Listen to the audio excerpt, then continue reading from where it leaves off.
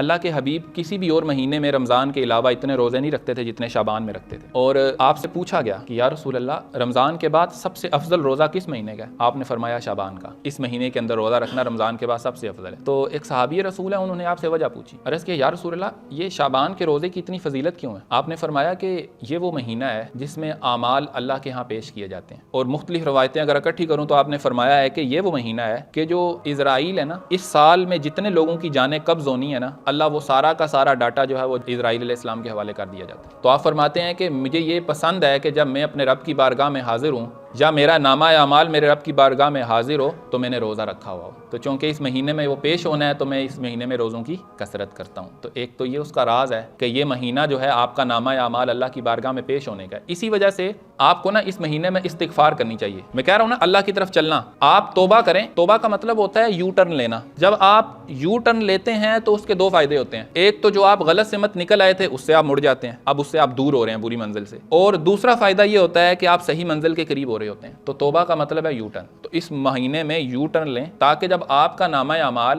اللہ سبحانہ و تعالیٰ کے سامنے پیش ہو تو آپ توبہ کرنے والوں میں ہو، آپ باطل کی طرف جانے والوں میں نہ ہو۔ ہفتہ وار لیکچر میں شرکت کے لیے اپنے قریبی برہانیہ کے سینٹر میں تشریف لائیں۔